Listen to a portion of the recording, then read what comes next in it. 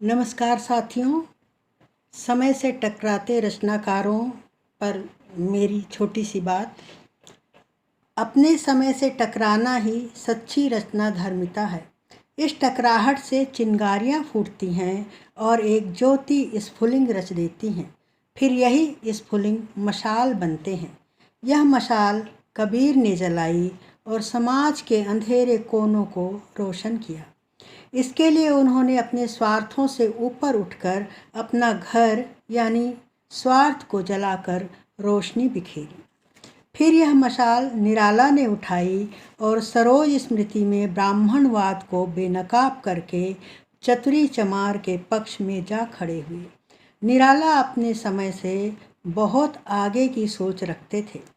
कुछ और आगे बढ़ें तो यह मशाल मुक्तिबोध के हाथ में नज़र आती है।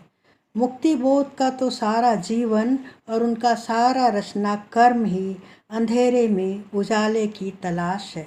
वे हर कीमत पर अभिव्यक्ति का खतरा उठाते हैं।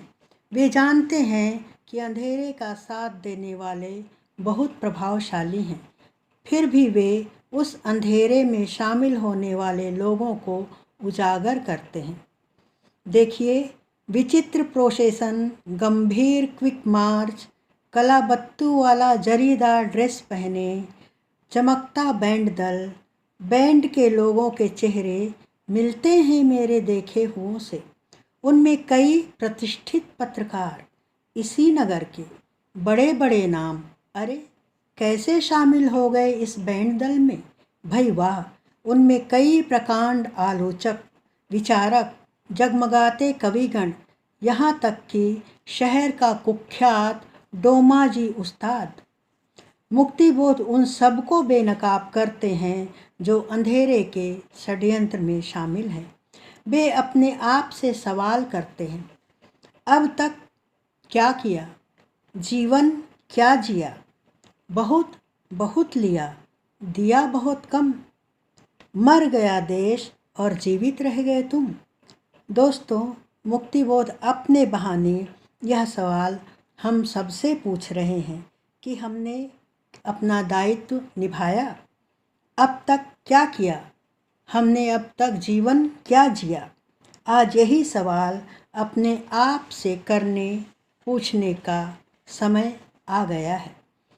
आज समय की शिला से टकराते सवालों की ज़रूरत है। यह आसान नहीं है, इसलिए विष को अन्न समझकर ग्रहण करना होगा।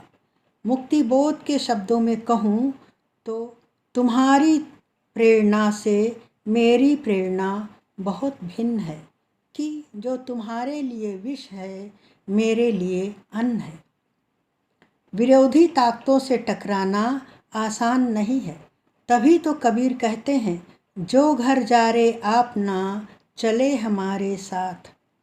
घर यानी स्वार्थ, अपने स्वार्थ को त्याग कर ही मशाल उठाई जा सकती है।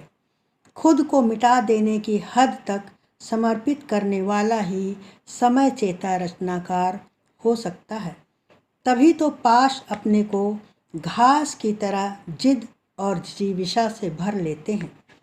वे कहते हैं, मैं घास हूँ, मैं आपके किए धरे पर उग जाऊँगा।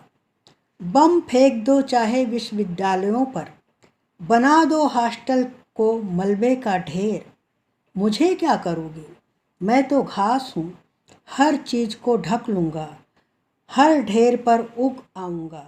मैं घास हूँ, मैं अपना काम करूँगा, मैं आपके किए धरे पर उग जाऊँगा। धूमिल संसद से सड़क तक में हमें राजनीति का अक्स दिखाते हैं तो नागार्जुन सीधे सपाट लहजे में शासन की बंदूक यानी सत्ता का असली चेहरा सामने लाते हैं। देखिए, खड़ी हो गई चाँप कर कंकालों की हूँक, नभ में विपुल विराट सी शासन की बंदूक। उस हिटलरी गुमान पर सभी रहे हैं थूक, जिसमें कानी हो गई शासन की बंदूक। जब शासन की बंदूक कानी हो जाए, यानी वह एक तरफा हो जाए, पक्षपाती हो जाए, तो ऐसे में रचनाकार का दायित्व और बढ़ जाता है। नागार्जुन उसमें एक साहस देखते हैं। वे कहते हैं, जली ठूठ पर बैठकर गई कोकिला कूक, बाल न बांका कर सकी शासन की बंदूक। तो मित्रों, आज हमें अपने भीतर कबीर, धूमिल और पाश को उतारने की ज़रूरत है। आज सिर्फ मशाल जलाने की ही ज़रूरत नहीं है, मशाल बन जाने की ज़रूरत है। धन्यवाद।